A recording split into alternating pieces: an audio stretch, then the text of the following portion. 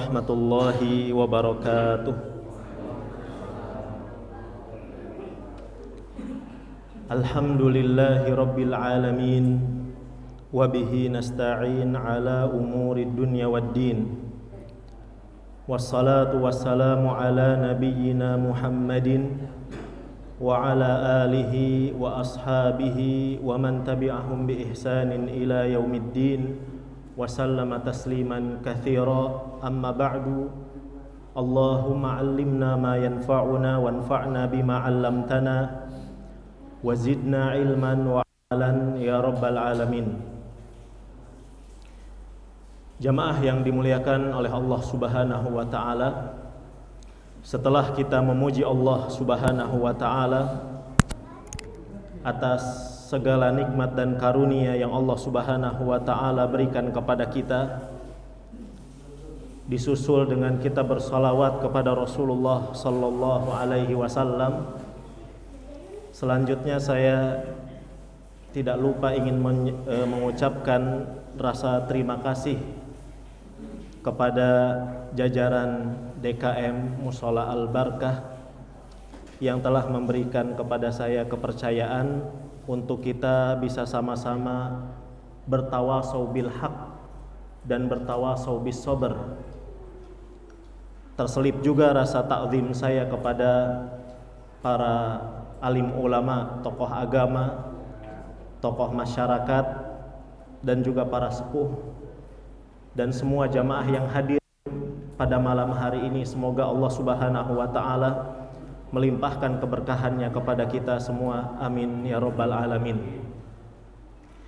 Jamaah yang dimuliakan oleh Allah Subhanahu wa taala, di malam hari yang berbahagia ini kita akan membahas sebuah tema dalam rangka untuk menyambut datangnya tamu mulia, yaitu bulan Ramadan. Ramadan adalah tamu yang sangat istimewa. Ramadan terlalu istimewa kalau kita menyambutnya dengan sambutan yang tidak hangat. Ramadan terlalu berharga kalau kita menjalaninya tanpa mempersiapkan bekal terlebih dahulu. Dan tema kita di malam hari ini sebagaimana yang diajukan oleh pihak DKM, yaitu apakah ini adalah Ramadan terakhir kita? Pertanyaan ini sejatinya adalah pertanyaan yang sangat bermanfaat untuk orang-orang yang hatinya masih hidup. Apakah ini adalah Ramadan terakhir kita? Pertanyaan ini membuat harusnya orang-orang yang beriman merasa diintai oleh yang namanya kematian. Kalau bisa, Pak, bukan hanya pertanyaan bentuknya, tapi juga kita berandai-andai bila atau seandainya ini adalah Ramadan terakhir kita. Dan ini tidak tercela. Kalau ada yang mengatakan, Ustadz, bukannya kita dilarang oleh untuk berandai-andai, untuk mengatakan kalau, untuk mengatakan seandainya. Maka kata para ulama, berandai-andai itu hukumnya ada dua. Yang pertama, hukumnya itu terlarang, haram. Kapan jamaah? Kalau seseorang itu berandai-andai untuk memprotes takdir, untuk mengungkapkan rasa protes dan tidak terima dengan takdir Allah Subhanahu wa taala. Apa tandanya orang protes dengan takdir? Dia mengucapkan kata kalau atau seandainya setelah kejadian itu berlangsung. Contohnya misalkan jamaah, kalau saya hari ini tidak berangkat kajian, mungkin saya tidak keserempet mobil. Maka ini kata-kata yang terlarang di dalam Islam.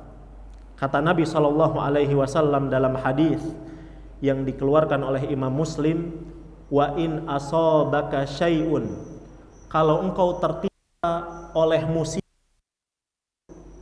fala taqul law anni fa'altu kadza wa kadza. Jangan engkau katakan kalau seandainya saya tidak melakukan ini dan itu, kata Nabi. Jangan katakan itu.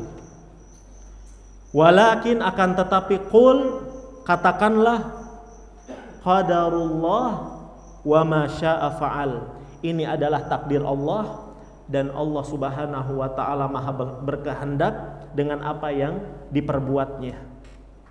Apa kata Nabi? Fa inna law taftahu amala syaitan. Karena sesungguhnya ucapan kalau, ucapan seandainya, kalau itu untuk memprotes takdir, itu bisa membuka pintu-pintu syaitan. Nah, yang kita bahas sekarang, jangan hanya bentuknya pertanyaan. Kalau bisa kita itu berandai-andai. Seandainya ini adalah Ramadan terakhir kita, apakah ini terlarang jamaah? Maka kata para ulama yang kedua adalah berandai-andai yang diperbolehkan. Kapan berandai-andai yang diperbolehkan?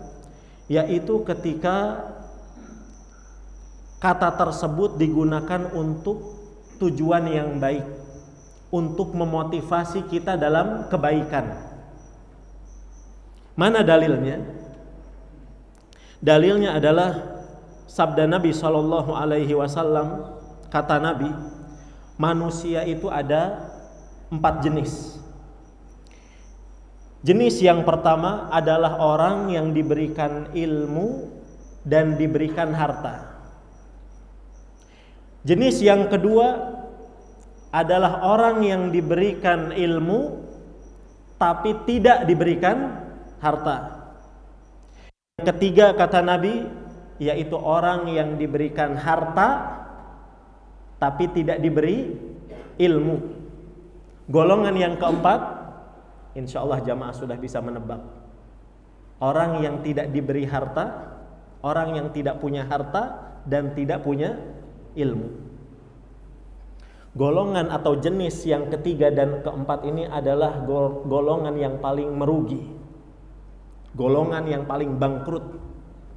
Sedangkan golongan yang pertama, jenis manusia yang pertama dan kedua, itulah yang beruntung. Apa tadi jamaah? Yang punya ilmu, punya harta. Yang kedua kata Nabi apa? Punya ilmu tapi tidak punya harta.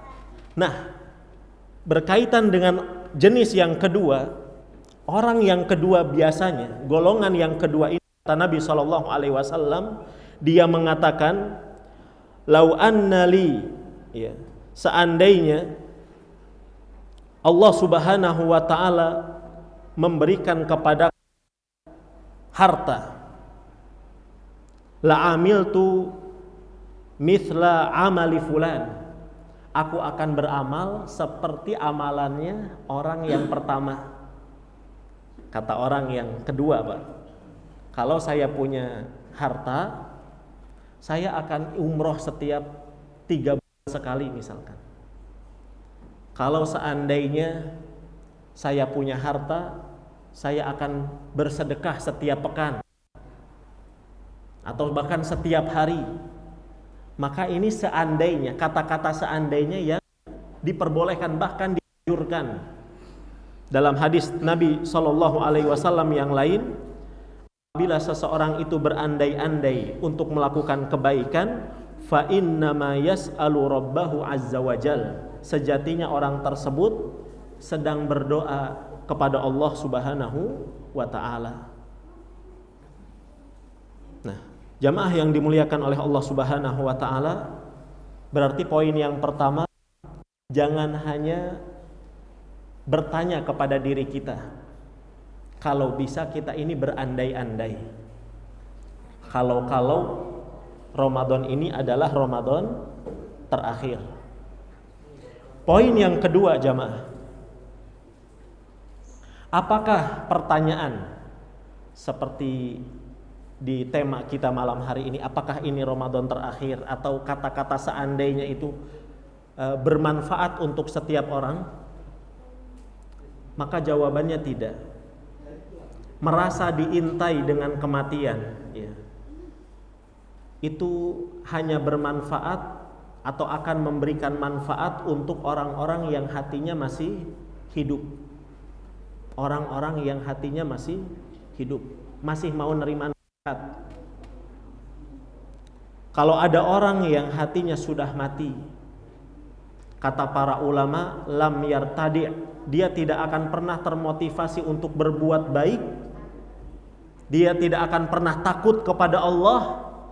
Walau tanatahatil jibal baina ainai, sekalipun gunung-gunung itu bertabrakan di hadapan matanya. Dan kita saksikan, ya, ada orang-orang yang hatinya mati ketika ada tetangganya yang meninggal dunia. H-min berapa Pak biasanya? Ada kejadian H-1 sebelum Ramadan, ada yang meninggal tidak? Ada, kita saksikan dari tahun ke tahun. H-1 atau H-2, H-3. Biasanya orang-orang yang takziah, orang-orang yang ngelayat, apakah semua hatinya itu merasa ternasehati oleh peristiwa kematian tersebut? Saya kira tidak. Bahkan saya menyaksikan ada orang-orang yang ketika bertakziah dia cekikik, seakan-akan dia tidak mengambil pelajaran dari yang namanya kematian. Mohon maaf, terkadang sambil menguburkan jenazah, mulutnya tidak lepas dari yang namanya rokok, padahal kematian sedang ada di hadapan matanya. Ini orang-orang yang seakan-akan hatinya itu mati. Ini golongan yang pertama yang tidak bisa tersentuh dengan pertanyaan apakah ini adalah Ramadan terakhir. Golongan yang kedua, bahwasannya berandai-andai merasa diri diintai dengan kematian, itu hanya akan bermanfaat untuk orang yang mengetahui keistimewaan, kemuliaan bulan Ramadan. Apa keistimewaan bulan Ramadan, jamaah yang dimuliakan oleh Allah?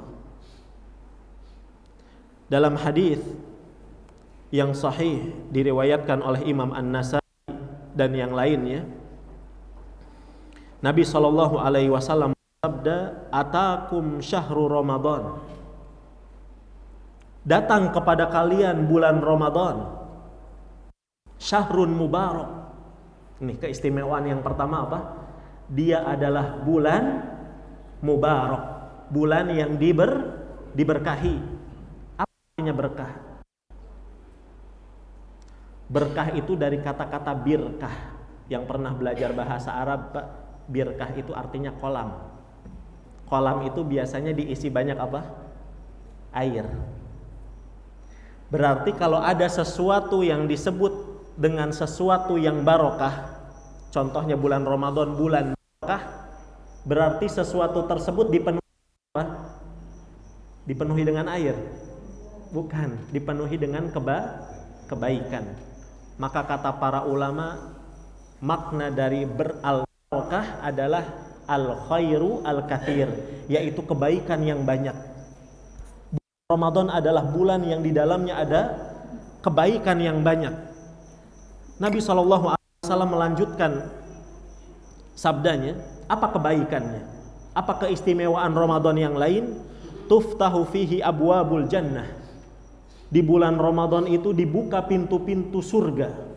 Bahkan dalam riwayat yang lain, tidak ada satupun pintu surga yang tertutup. Ini menggambarkan Allah betul-betul membuka pintu rahmatnya di bulan Ramadan. Akses kebaikan itu dipermudah oleh Allah. Akses untuk mendapatkan rahmat Allah itu dipermudah. Wa ghulliqat abwabun nar, dan ditutup pintu-pintu neraka. Abwabul jahim, pintu-pintu neraka jahanam itu ditutup. Wa tughallu wa suffidatis syayatin, dan setan-setan itu dibelenggu. Mungkin kita akan muncul pertanyaan, Ustaz, tapi saya melihat katanya setan dibelenggu, tapi bulan Ramadan masih ada yang bermaksiat. Maknanya bagaimana ini?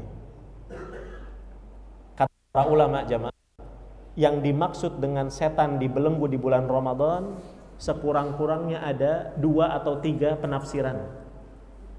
Tafsiran yang pertama,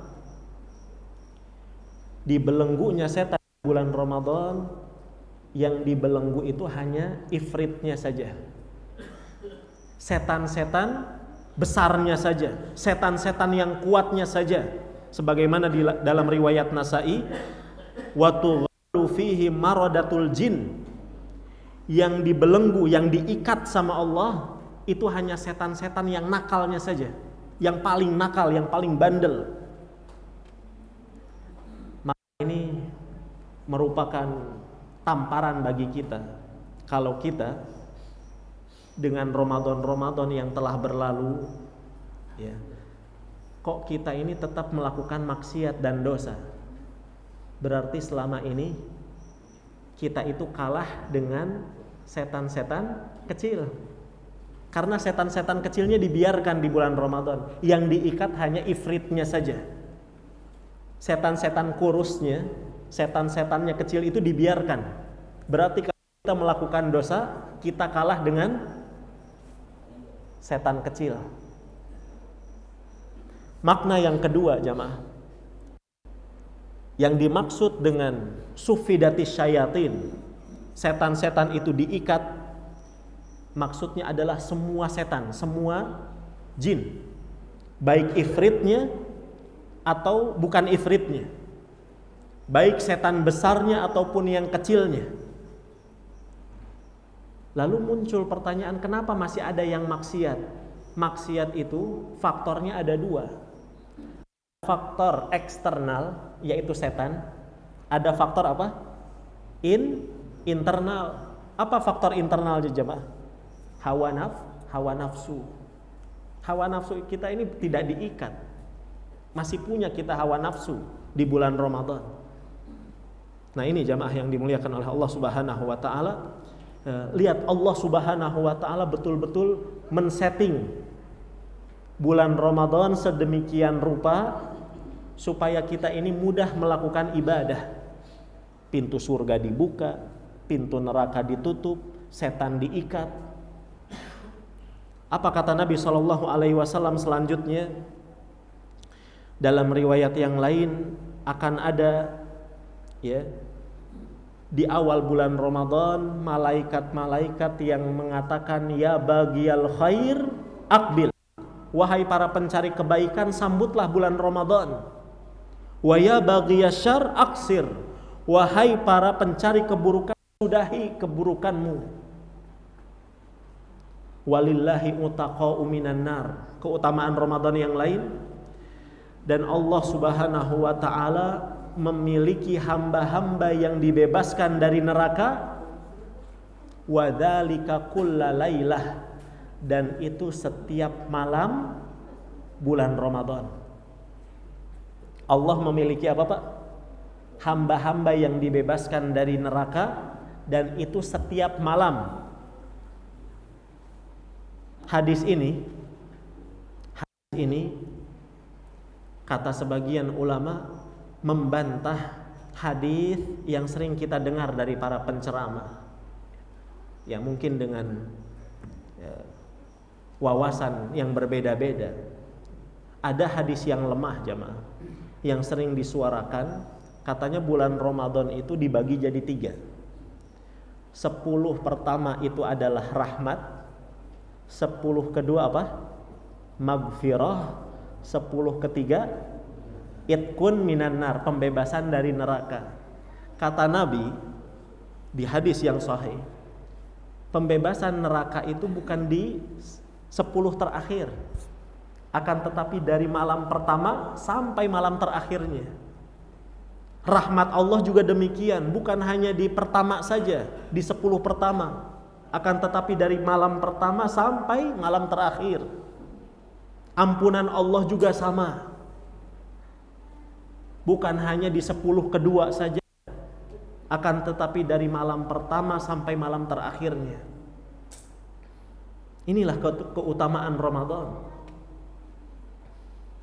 Dan dari sabda Nabi SAW tadi, Allah memiliki hamba-hamba yang dibebaskan dari neraka setiap malam Ramadan. Pertanyaannya jamaah, apakah sekarang di dalam neraka Allah itu ada penghuninya? Sudah ada penghuninya atau belum? Katanya dibebaskan dari neraka. Sudah ada penghuni atau belum? Belum. Maksudnya apa berarti? Maksud dari pembebasan dari neraka ini ada hamba-hamba yang Allah Subhanahu wa ta'ala berikan taufik dijauhkan dari sifat penduduk neraka. Nanti kalau dia mati, dia akan mati dengan husnul khotimah. Maksudnya itu. Karena neraka sekarang belum ada penghuninya. Ini jamaah yang dimuliakan oleh Allah. Kemudian poin yang kedua atau poin yang ketiga, kalau seandainya benar Ramadan ini adalah Ramadan terakhir kita, apa yang kita harapkan? Apakah Ramadan ini adalah Ramadan terakhir kita? Kalau seandainya benar, apa yang kita harapkan jamaah? Yang kita harapkan adalah Allah Subhanahu wa ta'ala akan memanggil kita di penghujung hayat kita dengan ya ayyatuhan nafsul mutmainnah, wahai orang-orang yang jiwanya tenang, irji'i ila rabbiki radiyatan mardiyah, kembalilah kepada Tuhanmu dalam keadaan engkau ridho dan diridhoi. Fadkhuli fi ibadi, wahai hambaku, masuklah, bergabunglah dengan hamba-hambaku yang beriman. Wadkhuli jannati, dan masuklah ke dalam surgaku. Itu yang kita harapkan. Kalau kita benar-benar ini adalah Ramadan terakhir kita. Dan ini bukan hayalan, Pak. Ini bukan hanya sugesti, tapi betul-betul bisa kenyataan real. Kita tidak tahu. Bisa jadi Ramadan terakhir kita ini bukan sekarang 2026, bukan. Bisa jadi Ramadan terakhir kita itu tahun kemarin. Karena tadi saya katakan ada orang-orang yang H-1, H-2, H-3 nyawanya dicabut oleh Allah Subhanahu wa ta'ala. Dan sekarang muncul tragedi-tragedi yang namanya al-mautu faja'ah, kematian yang mendadak. Maksudnya kematian mendadak itu apa? Kematian yang tidak didahului dengan rasa penyakit, tidak didahului dengan adanya penyakit. Tiba-tiba lagi naik motor ketabrak, itu kan faja'ah, tiba-tiba. Sehat dia, keluar dari kamar mandi, setelah buang hajat kepleset, kebentur kepalanya, meninggal. Itu namanya faja'ah, tiba-tiba, tanpa didahului dengan adanya penyakit. Semuanya ini bukan hayalan. Pertanyaan ini bukan menakut-nakuti, tapi betul-betul bisa terjadi. Dan kita berharap Allah Subhanahu wa ta'ala akan memasukkan kita ke dalam surganya. Itu harapan kita. Dan demi Allah jamaah, bulan Ramadan ini adalah anugerah. Kalau kita bisa dipertemukan dengan bulan Ramadan, itu anugerah. Jangan disia-siakan. Sebetulnya 1 Ramadan, 2 Ramadan, 3 kali bertemu Ramadan, itu harusnya bisa memasukkan kita ke dalam surga, harusnya. Tapi kita mari berkaca, kita ini sudah kali bertemu dengan bulan Ramadan. Sesepuh kita ada Pak 40 kali lebih. Ada yang mungkin sudah 50 kali bertemu dengan bulan Ramadan. Pertanyaannya, apakah kita merasa yakin dengan Ramadan kita itu bisa memasukkan kita ke dalam surga. Rasulullah Shallallahu Alaihi Wasallam berapa kali bertemu dengan bulan Ramadan? Ijma kata para ulama 9 kali. Kalah Nabi Pak sama kita nih. Nabi bertemu dengan, maksudnya ibadah puasa Ramadan hanya 9 kali. Karena ibadah puasa itu baru disyariatkan di tahun 2 Hijriyah. Di tahun berapa? 2 Hijriyah. Dan Nabi wafat di tahun berapa jamaah? 11. Nabi hanya bertemu 9 kali, kalah sama kita. Bahkan ada sahabat yang hanya bertemu dengan bulan Ramadan sekali atau 2 kali, tapi Ramadannya bisa mengangkat derajat dia di surga. Mari kita simak hadisnya jamaah. Hadis yang sungguh luar biasa, yang harusnya menjadi motivasi bagi kita semua. Dalam riwayat Ahmad, hadis ini sahih, yang menceritakan sahabat Thalhah bin Ubaidillah radhiyallahu anhu. Kata Thalhah, anna rajulaini qadima ala Rasulillah sallallahu alaihi wasallam. Pernah ada 2 orang, 2 pemuda yang datang kepada sallallahu alaihi wasallam. Wa kana islamuhuma jami'an, dan keduanya bareng-bareng masuk Islam, bersyahadat bareng. Setelah keduanya bersyahadat, kata Thalhah, aku memperhatikan bahwa 2 orang ini karakternya beda. Laki-laki yang pertama karakternya itu asyaddu ijtihadan, ambisius man, penyemangat orang. Sedangkan laki-laki yang kedua biasa-biasa saja.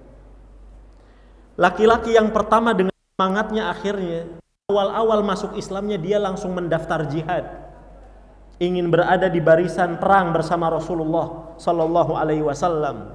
Faghaza fastushhida, dia pun berperang dan akhirnya mati syahid, baru syahadat Pak. Summa makathal akhar ba'dahu sanah, kata Thalhah yang menceritakan cerita ini. Adapun laki-laki yang kedua, umurnya dipanjangkan berapa tahun? 1 tahun saja setelah masuk Islam. Summa tuwufiya, setelah dipanjangkan umurnya 1 tahun, dia pun diwafatkan oleh Allah. Setelah 2 laki-laki ini meninggal, kata Thalhah, aku pun dimimpikan oleh Allah seakan-akan aku berdiri bersama mereka berdua di hadapan pintu surga. Akhirnya dari dalam surga itu keluar sosok malaikat, dan malaikat ini memanggil laki-laki yang keberapa? Kedua. Laki-laki yang kedua itu apa tadi? Yang umurnya yang 1 tahun. Dibawa masuk, kemudian malaikat ini keluar untuk kedua kalinya dan memanggil orang yang mati syahid. Dibawa masuk ke dalam surga. Kata Thalhah, kalau malaikat ini keluar untuk yang ketiga kalinya, saya berharap saya yang dipanggil di urutan ketiga. Ternyata ketika malaikatnya keluar, malaikat ini mengatakan, irji, pulang kamu Thalhah, pulang. Fa innaka lam ya'ni laka ba'd, karena sesungguhnya giliranmu belum tiba, pulang. Akhirnya apa? Thalhah pun bangun, dan dia menceritakan mimpinya setelah subuh. Para sahabat yang mendengarkan cerita mimpi Thalhah merasa tidak terima Pak. Kenapa tidak terima? Orang mati syahid dipanggil di urutan keberapa? Kedua. Sedangkan orang yang biasa-biasa saja tadi, hanya sekedar umurnya dipanjangkan 1 tahun, kok bisa di urutan pertama masuk surganya? Sampai akhirnya cerita Thalhah ini sampai ke telinga Rasulullah sallallahu alaihi wasallam. Kemudian Nabi mengatakan, min ayyi dzalika ta'jabun, wahai sahabatku, kalian merasa heran dengan mimpi Thalhah itu kenapa? Dari sisi mana kalian merasa terheran-heran? Kemudian kata para sahabat, wahai Rasul, harusnya seperti ini loh. Orang yang mati syahid itu di urutan pertama. Apa kata Nabi, Pak? Nabi menjawab, alaisa qad makatha hadza ba'dahu sana. Bukankah laki-laki yang kedua umurnya dipanjangkan berapa tahun? 1. Wa adraka Ramadan. Ini Pak yang harus digarisbawahi. Akhirnya karena dipanjangkan umurnya 1 tahun, dia pun bertemu dengan bulan Ramadan. Fasomahu. Dia benar-benar puasa. Dan puasanya betul-betul puasa, bukan hanya puasa menahan rasa lapar dan haus saja. Tapi dia juga mempuasakan lisannya, mempuasakan matanya, mempuasakan telinganya. Kebanyakan kita ini puasanya puasa apa? Menahan lapar dan haus saja. Itu yang jadi masalah. Kata Nabi dalam hadis yang lain, Pak, rubba shaim. Betapa banyak orang yang berpuasa, dia hanya mendapatkan dari puasanya itu hanya rasa lapar dan haus saja. Nabi mengatakannya bukan betapa sedikit, tapi betapa banyak. Berarti kita bisa jadi korban, kita bisa masuk ke dalam hadis tersebut.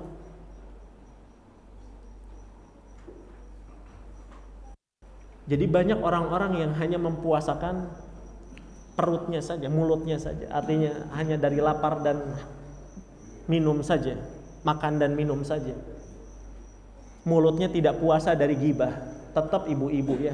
Ini fitnah buat ibu-ibu yang katanya dalam sehari kuota bicaranya berapa ribu, Bu? 20.000 atau 2.000 kata. Ini fitnah. Puasakan lisan, jangan ghibah. Bahkan dalam satu hadis yang sahih kata Nabi SAW, masoma man dhalla ya'kul luhuman nas. Tidak dianggap berpuasa orang yang suka makan daging saudaranya. Maksudnya ghibah. Tidak dianggap berpuasa. Bahkan sebagian ulama mengatakan orang yang ghibah puasanya batal. Ada orang-orang yang tidak mempuasakan matanya dengan jalan-jalan kemana, Pak? Cuci mata katanya, ke mall. Bukan mencuci mata, mengotori. Di bulan Ramadan itu ternyata bukan hanya Allah yang membuka promo ya. Promonya Allah apa? Ampunan. Yang buka promo bukan hanya Allah, tapi juga televisi. Promo apa, Pak, di televisi? Sinetron Ramadan, sinetron Islami. Kemudian juga telinga kita nggak berpuasa karena ada promo katanya, musik Islami, musik Ramadan. Harusnya kita mendengarkan murotal, tapi kita sibuk dengan mendengarkan musik itu. Harusnya kita mendengarkan Al-Quran, lisan ini disibukkan dengan membaca Al-Quran. Katanya Ramadan terakhir. Katanya Ramadan terakhir. Ya. Lihat sahabat ini. Bukankah dia dipanjangkan umurnya 1 tahun kata Nabi. Kemudian dia bertemu dengan bulan Ramadan dan dia berpuasa dengan puasa yang sebenar-benarnya puasa. Wa shalla kadza wa kadza sajdatan fis sanah. Dan dia betul-betul melakukan salat dengan sebenar-benarnya salat. Qalu bala. Kata para sahabat, betul wahai Rasul. Apa yang engkau katakan itu benar. Apa kata Nabi, Pak? Fama bainahuma ab'adu mimma bainas sama'i wal ard. Aku kabarkan kepada kalian yang lebih dahsyat. Kalian terheran-heran, tidak terima dengan ceritanya Tolha. Saya kabarkan kepada kalian, kata Nabi, melalui jalan wahyu. Fama bainahuma ab'adu mimma bainas sama'i wal ard. Jarak antara laki-laki pertama dengan laki-laki yang kedua di surga itu seperti jarak langit dan bumi. Orang yang mati syahidnya bumi, orang yang bertemu dengan bulan Ramadannya apa, Pak? Ada di langit. Berapa tahun jarak langit dan bumi, Pak? Dalam hadis 500 tahun. 500 tahun perjalanan. Ini yang kita harapkan. Kita ingin seperti orang ini nih, sahabat yang mulia ini.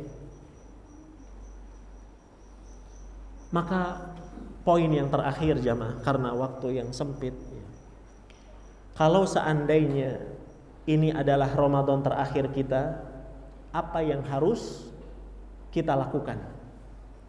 Apa yang harus kita lakukan?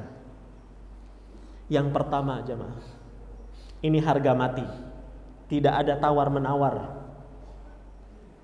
Maksimalkan, kerjakan ibadah-ibadah yang wajib dan jauhi perkara-perkara yang haram. Gampang atau susah?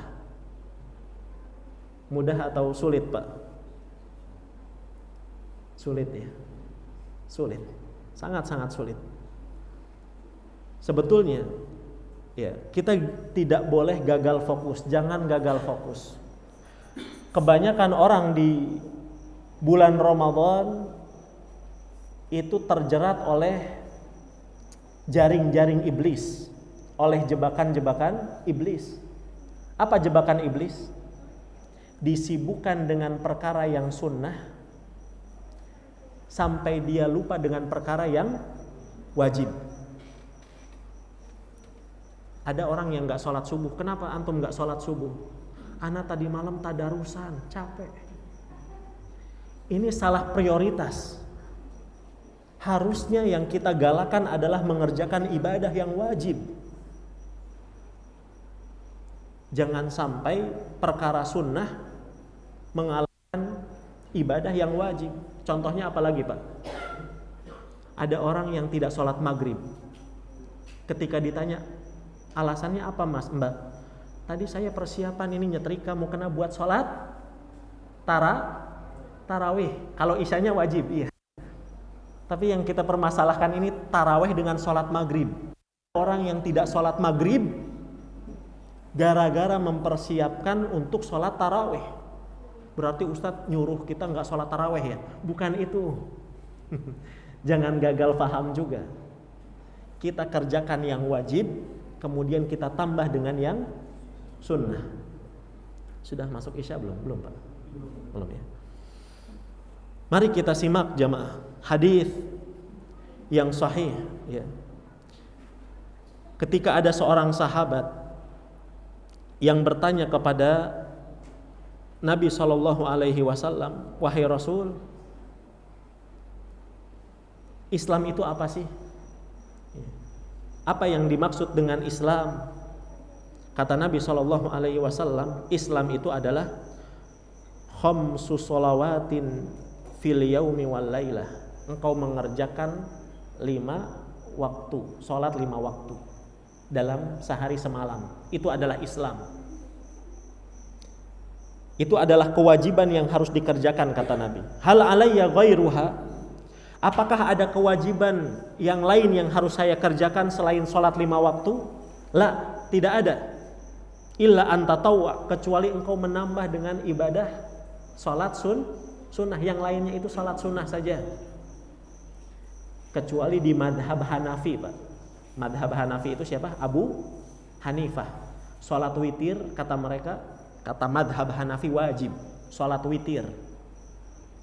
Tapi jumhur Maliki, Syafi'i, Hambali, sholat witir itu sunnah. Artinya sekali lagi yang wajib itu hanya sholat 5 waktu saja. Kemudian sahabat ini mengatakan kepada Nabi SAW, lalu apalagi wahai Rasul, Islam itu apalagi? Siyamu Ramadan. Islam itu adalah puasa bulan Ramadan. Itu wajib hukumnya. Hal alayya ghairuh? Apakah ada kewajiban lain selain puasa Ramadan? Apa kata Nabi? La, tidak ada.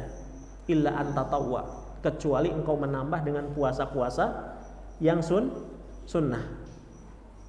Kemudian sahabat ini mengatakan lagi, wahai Rasul, apalagi Islam itu? Membayar zakat, kata Nabi. Bayar zakat. Apakah ada kewajiban lain selain membayar zakat? Tidak ada, kecuali yang sunnah-sunnah saja, yaitu sedekah. Apa kata si orang ini, Pak? Lihat, kata si sahabat ini, setelah Nabi mengatakan yang wajib itu, yang dikerjakan oleh orang yang masuk Islam itu apa? Sholat 5 waktu, puasa Ramadan, bayar zakat. Apa kata si sahabat ini? Wallahi, dia bersumpah, demi Allah, la azidu ala hadza wala anqus, saya enggak akan nambah dan saya enggak akan ngurangi. Saya tidak akan nambah dan saya tidak akan mengurangi apa yang disebutkan oleh Nabi. Qala Rasulullah sallallahu alaihi wasallam, aflaha in shadaq. Orang ini beruntung. Orang ini betul-betul akan masuk surga kalau dia jujur dengan perkataannya. Maksudnya apa, Pak? Benar-benar yang wajibnya dia jaga. Ini jamaah yang harus kita prioritaskan, harga mati ini. Di bulan Ramadan, kalau ini Ramadan terakhir kita, jaga ibadah-ibadah wajibnya. Kalau bisa, Pak. Kalau bisa. Ya, namanya orang merasa ini adalah kesempatan terakhir bertemu dengan bulan Ramadan, harusnya bisa melipat gandakan, meningkatkan kualitas. Nabi SAW, Pak, dalam hadis riwayat Bukhari, setiap bulan Ramadan Nabi menghatamkan berapa kali sama malaikat Jibril? Marratan wahidah, 1 kali menghatamkan Al-Quran. Kemudian kata Nabi, dan ketika ketika aku akan meninggal, Jibril mengajakku untuk memurojaah, menghatamkan Al-Quran berapa kali? 2 kali di Ramadan terakhir. Begitu juga dengan i'tikaf. I'tikaf itu berapa hari jamaah? 10. Kata Nabi SAW, di tahun terakhir saya hidup, di tahun tersebut aku akan dicabut nyawanya oleh Allah. Diceritakan bahwasanya Nabi beriktikafnya bukan 10 hari, 20 hari. Ini loh contoh sebaik-baik contoh. Nabi SAW sadar dengan tahun terakhirnya itu dengan apa, Pak? Dengan adanya tanda apa? Dengan adanya tanda turun surat apa? Al-Fatah di juz 30, idza jaa nasrullahi wal fath. Makanya itu disebutnya surat perpisahan. Surat perpisahan.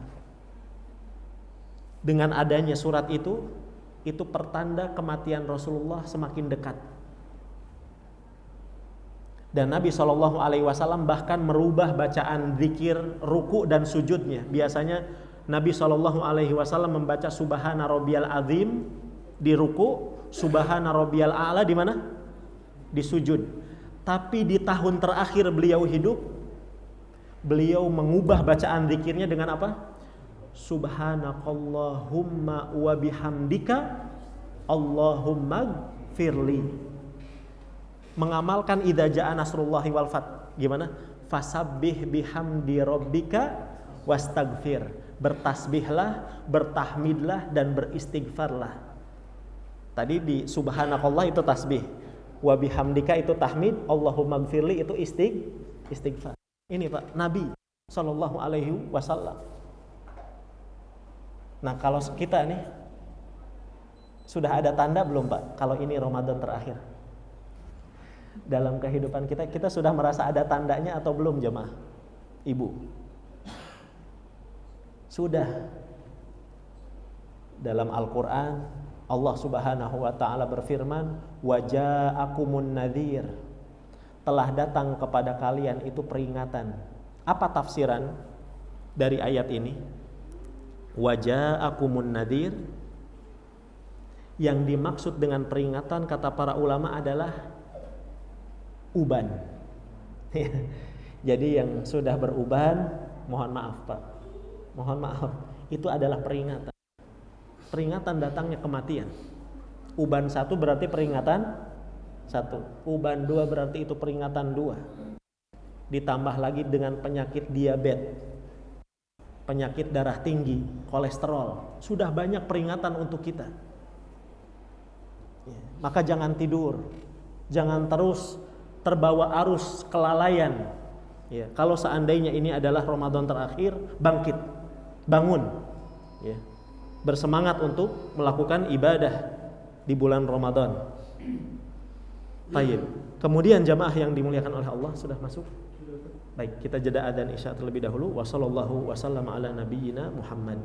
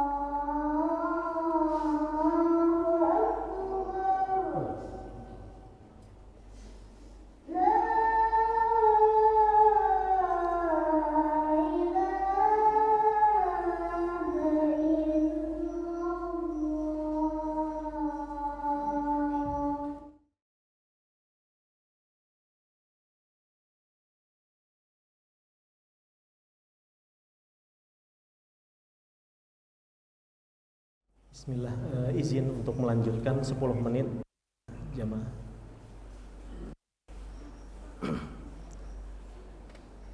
Alhamdulillah wassalatu wassalamu ala Rasulillah amma ba'd. Kita lanjutkan sedikit. Tadi poinnya adalah kalau seandainya ini adalah Ramadan terakhir, maka jangan gagal fokus. Fokus kepada ibadah-ibadah yang wajib, ya. Jangan kita ditipu oleh iblis, oleh syaitan dengan disibukkan dengan perkara-perkara yang mubah atau bahkan yang sunnah, sehingga kita terluput dari perkara-perkara yang wajib. Bahkan kata Nabi SAW dalam hadis yang hasan, barang siapa yang bisa menjaga sholat 5 waktunya selama 40 hari, dia selalu mendapatkan takbiratul ihram bersama imam, maka dia akan dibebaskan dari 2. Bara'atun minan nar, dia akan terbebas dari neraka, dan dia akan terbebas dari yang namanya kemunafikan. Susah tidak Pak? 40 hari nggak ketinggalan takbiratul ihram. Susah. Kadang sudah 30 hari, ke 31-nya kita kebelet. Atau buat jamaah yang biasanya kerja di kantor, ada tuntutan rapat kerja, kata bosnya sebentar lagi, padahal kita ingin ngejar takbiratul ihram imam. Berat. Barang siapa yang bisa menjaga 40 hari tidak ketinggalan takbiratul ihram bersama imam, dia akan dibebaskan dari 2, yaitu dari neraka dan dari kemunafikan. Poin terakhir jamaah, sebelum terlambat, masih ada beberapa hari lagi untuk mempersiapkan, untuk menyambut datangnya bulan Ramadan. Bekali diri kita dengan ilmu. Kalau seandainya ini adalah Ramadan terakhir, ilmui fikih puasa, ilmui adab-adab puasa, fikih Ramadan dan adab-adab Ramadan. Supaya apa? Yang pertama, supaya kita kualitas ibadahnya bertambah. Saya beri contoh Pak. Kalau tanpa ilmu, bisa jadi kualitas ibadah kita itu tidak bertambah, ya, biasa-biasa saja, atau bahkan salah. Contohnya apa? Ada orang yang sahur jam 2. Orang sahur jam 2. Apakah itu disebut sahur? Itu disebutnya makan malam, kata sebagian ustaz. Makan sahurnya Nabi itu apa? Sunnahnya sahur itu diakhirkan, bukan dipercepat jam 2, jam 3. Kata sebagian ulama, jarak antara sahur, kata para sahabat, jarak antara sahurnya Nabi dengan adzan subuh 60 ayat. 60 ayat, sekitar 20 menit jamaah. 20 menit sebelum adzan subuh. Ya. Ini. Jadi akan tambah kualitasnya, dan itu sebaik-baik waktu sahur. Diakhirkan. Ya. Kemudian dengan ilmu, seseorang akan terhindar dari yang namanya bukan hanya pembatal puasa, tapi pembatal-pembatal pahala puasa. Kita ini sekarang banyaknya fokus dengan pembatal puasa, tapi kita lupa dengan adanya pembatal-pembatal pahala puasa. Contohnya apa tadi? Ghibah, namimah, dan melakukan kemaksiatan-kemaksiatan yang lainnya. Kemudian yang ketiga, dengan ilmu itu akan menjaga diri kita dari yang namanya was-was. Akan menjaga diri kita dari yang namanya was-was. Contohnya apa jamaah? Contohnya adalah ada orang yang was-was. Dia misalkan yang tersebar di masyarakat biasanya buang angin di dalam air batal puasa. Apakah betul? Itu kan tidak betul Pak. Anak-anak jangan ditakut-takuti, jangan kentut di air, nanti batal puasanya. Ini justru pelajaran yang salah. Buang angin di dalam air tidak membatalkan puasa. Contohnya lagi apa? Menelan ludah. Menelan ludah apakah batal puasa jamaah? Jangan was-was. Asalkan ludahnya tidak dikeluarkan dulu. Misalkan dikeluarkan, dikumpulkan di luar, baru ditelan lagi, itu baru batal. Tapi selama dia ada di dalam, ya, kita menelannya, maka itu tidak membatalkan puasa. Kemudian yang terakhir jamaah, dengan ilmu kita bisa melakukan sesuatu yang afdol dari sesuatu yang tidak afdol. Sesuatu yang afdol dari sesuatu yang tidak afdol. Contohnya apa? Contohnya adalah sholat tarawih. Sholat tarawih yang terjadi biasanya di masyarakat kita ini ada dua golongan ya. Ada yang berapa rakaat biasanya? 11. Ada yang 23. Orang-orang yang kenceng menganut 11 rakaat ketika imam yang ngajak 23, dia pulang, Pak. Alasannya apa? Nanti saya sholat witirnya sendiri. Ini salah. Tidak afdol. Justru yang lebih afdol adalah sholat bersama imam sampai salam di sholat witirnya. Walaupun itu 23 rakaat, walaupun itu 33 rakaat, jangan kabur. Jangan beralasan membuat-buat alasan apa? 8 rakaatnya bersama imam, 3 rakaatnya kapan kamu? Nanti di rumah katanya. Di rumah. Ini justru perbuatan yang salah. Dan dia tidak akan mendapatkan keutamaan, kata Nabi, man qoma ma'al imam hatta yansharif.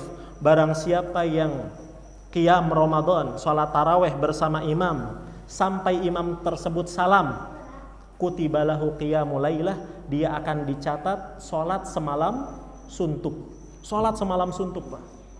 Maka yang kabur tadi 8 rakaat kabur, misalkan 20 rakaat kabur, maka dia tidak akan mendapatkan apa yang disebutkan oleh hadis Nabi SAW yang tadi dibacakan. Ditulis pahalanya sholat semalam suntuk. Ini jamaah yang dimuliakan oleh Allah, beberapa poin yang bisa kita singgung di kesempatan malam hari yang berbahagia ini. Demikian yang bisa kita sampaikan. Mohon maaf atas segala kekurangan. Kita cukupkan dengan doa kafaratul majlis. Subhanakallahumma wa bihamdika asyhadu an la ilaha illa anta astaghfiruka wa atubu ilaik. Assalamualaikum warahmatullahi wabarakatuh.